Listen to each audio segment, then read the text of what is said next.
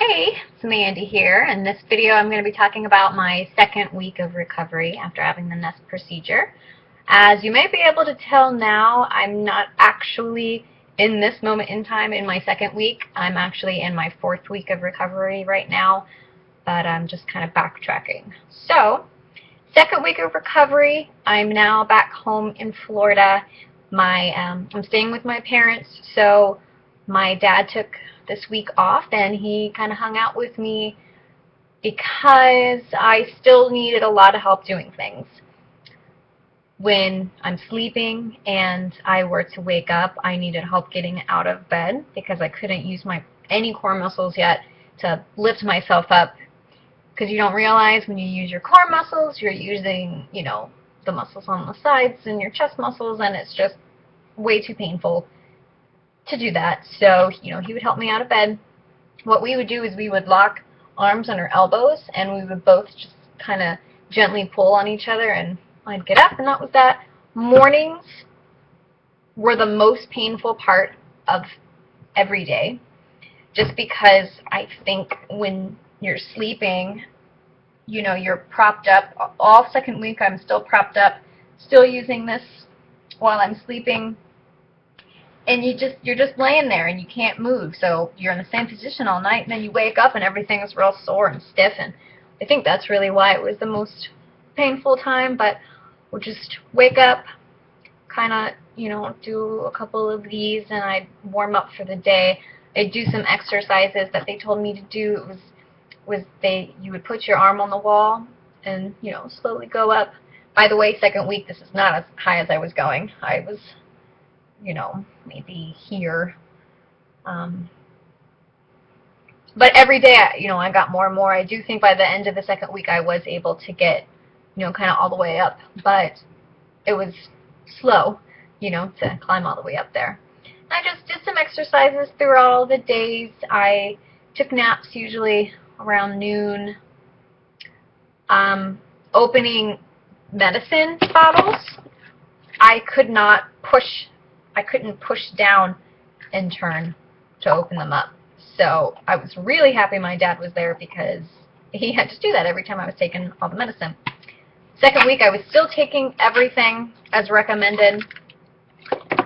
I wasn't taking the laxatives as much as I was the first week, but as far as pain medicine goes, I was still on the regimen. The last 2 days of the second week, though, I stopped taking the Oxycontin. I was still taking the oxycodone, but the Oxycontin kind of weaned myself off throughout the week and stopped taking it, and haven't taken it since. You could tell difference with the pain by stopping the Oxycontin, but I didn't want to be on that for a long time. Like I said in the video just prior to this one, I'm not a big medicine taker, so I didn't want to be on that. And this was also the first week where I was really able to look at myself and look at my scars and kind of see the difference of the surgery, and it is a huge difference. I'm still blown away by how different it looks. This surgery was by no means cosmetic, because, like I said in my first video, I was totally fine with how I looked. I was never self-conscious about it. Mine was so symmetrical that it made everything look really good. So that was totally fine, but I'm really happy with how it came out. And I'll show you. So I have this picture here again. It's a silly beach picture, but it was the best one I could find that showed, with shadows and everything, how deep it was. So that was kind of the before, and this is the after. Kind of hard to tell. But before I got my surgery, my dip started, let's see, here's my collarbone, started about right here and ended down here, and it was a big dip. If I were to put my hand right here and go like this, right here is where you started to see. Everything below here was hidden. That's how deep it was throughout the whole thing. And then right here, it would come out like a shelf, and then started my stomach. So if I was in a bathing suit, you know, or was naked or whatever, you could totally tell. But in clothes, it was kind of hard to tell. It really just looked like cleavage. So everything's super flat, and like my whole hand fits flat here. So that's kind of crazy. But the dip itself is non-existent. Right here are the scars from the clamp that lifted up my sternum. You have 3 of them, all right here. And then on the sides, this is where the tube was for the drainage, right in the middle of my tattoo. Awesome. Up here are my scars. They're about 1.5 inches long. I thought it was going to be more right here, but I'm really glad where it is. And Dr. Jaruzelski did a really good job.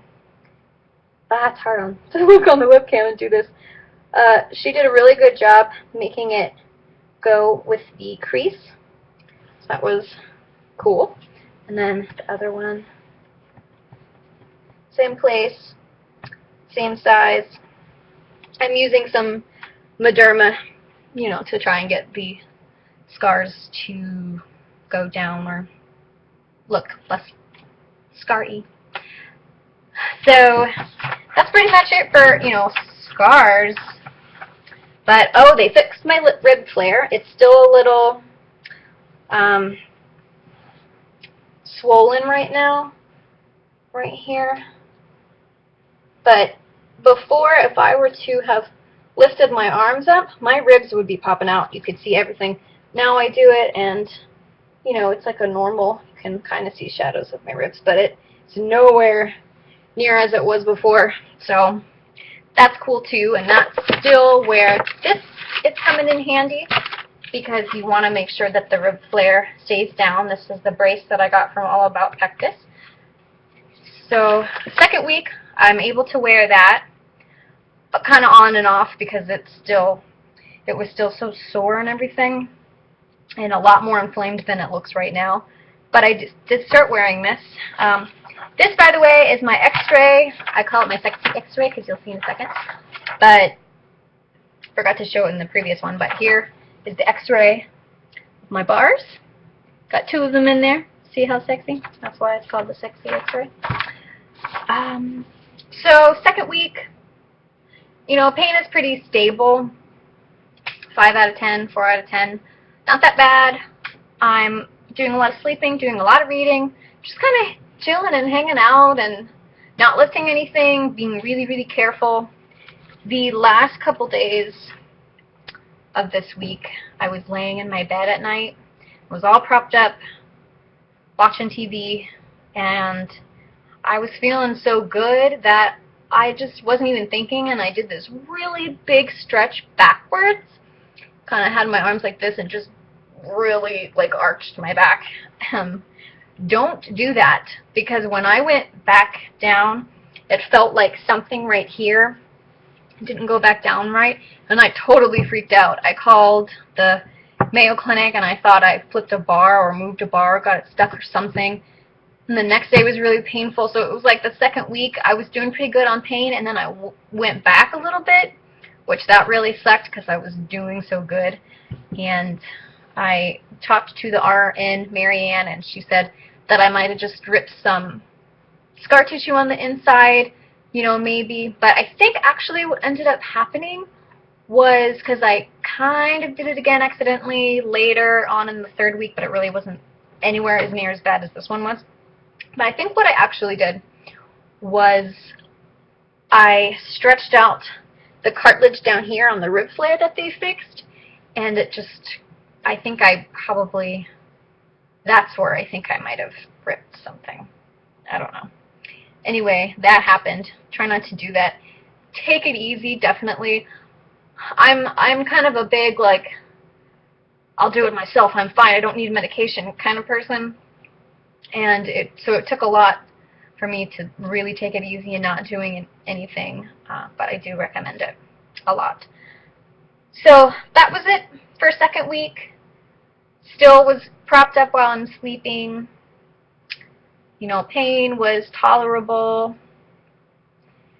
And oh, with my breathing, I started getting up to a 1,000 on the spirometer, so that was good. You know, getting higher, practicing that. And that was pretty much it for the second week. Not a whole lot happened, just sitting around recovering. So now I'll make my third week of recovery video, and I'll see you then.